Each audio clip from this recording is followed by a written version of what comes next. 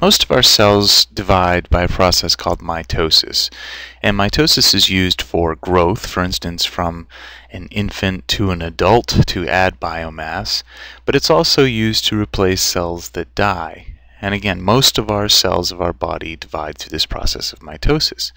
Meiosis is a very specific kind of cell division that only happens to particular cells in our body and creates either sperm or egg cells. So in our human life cycle, meiosis simply creates either sperm or egg, depending on the sex of the human. And through this process, meiosis, which is called reduction division, the number of chromosomes of the original cell that goes through meiosis is divided in half. So the products of the process, the cells that are created, sperm and egg, only have half the number of chromosomes that the original cell that started meiosis had. Now, this makes sense because if the sperm has half the number of chromosomes and the egg has half the number of chromosomes, that when fertilization happens, we join these two sets of chromosomes back together, and once again we return to the original number of chromosomes that we started out with. And the first cell that's created as a result of that event, fertilization, is called the zygote. And this cell now has all of the chromosomes it needs. And of course that single cell is going to go through many, many rounds of mitosis to grow the human child and on to adulthood, and thus completing the life cycle. So we want to explore this idea of how many sets of chromosomes you have and the ploidy number of these cells, because this is all very important to understanding meiosis. So instead of having two complete sets of chromosomes, as in the adults or the infant or the zygote up top here, and having two sets of chromosomes is what we call being diploid. Sperm and egg cells are haploid. They have only half the number of chromosomes.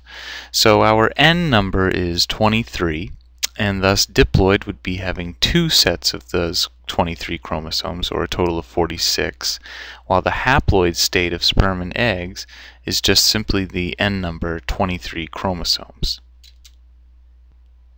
So let's take a closer look at what it means to be either diploid, having two sets of chromosomes, or haploid, having one set of chromosomes.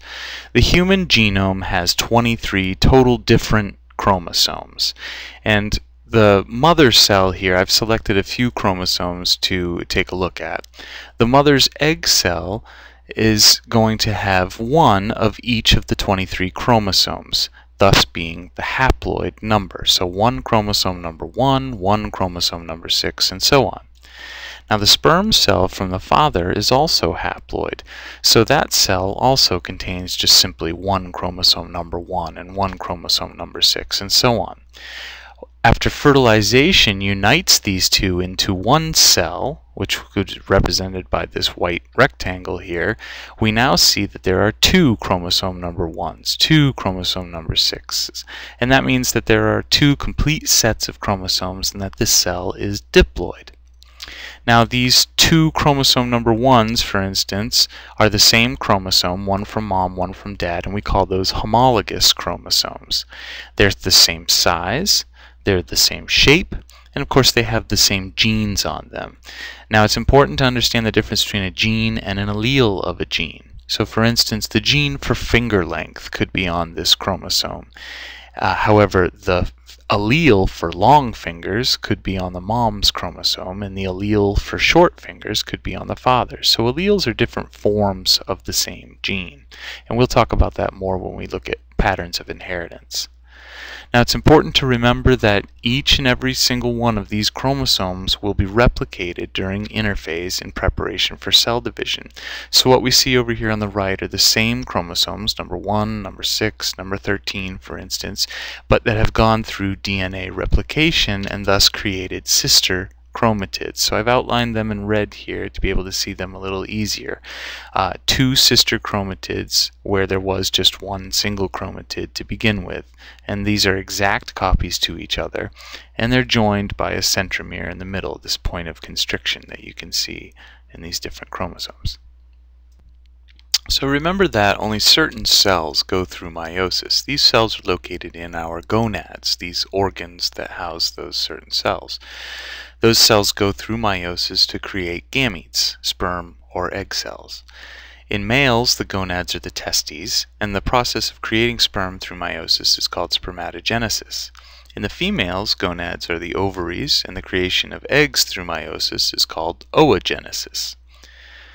Now, whatever the starting cell is for either of these, they're generally referred to as a gametocyte, a specific cell that produces gametes. And that cell, of course, is diploid to begin with.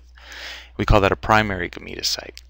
Now, meiosis is actually 2 rounds of division. So we will refer to meiosis 1 that creates 2 cells, and these cells are called secondary gametocytes. And at this point, these cells have only 1 set of chromosomes, and they are haploid. But then there's another round of division called meiosis 2. And meiosis 2 finally creates the gametes at the end, which of course are still haploid at this point. And the gametes are the sperm or the egg cells. So you can see how meiosis is actually 2 rounds of cell division, whereas mitosis was only 1 round of division.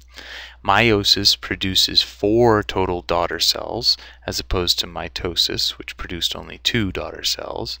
And the hallmark of meiosis is that we reduce that chromosome number by half. So we go from a diploid primary gametocyte to a haploid gamete, thus reducing the total number of chromosomes by half.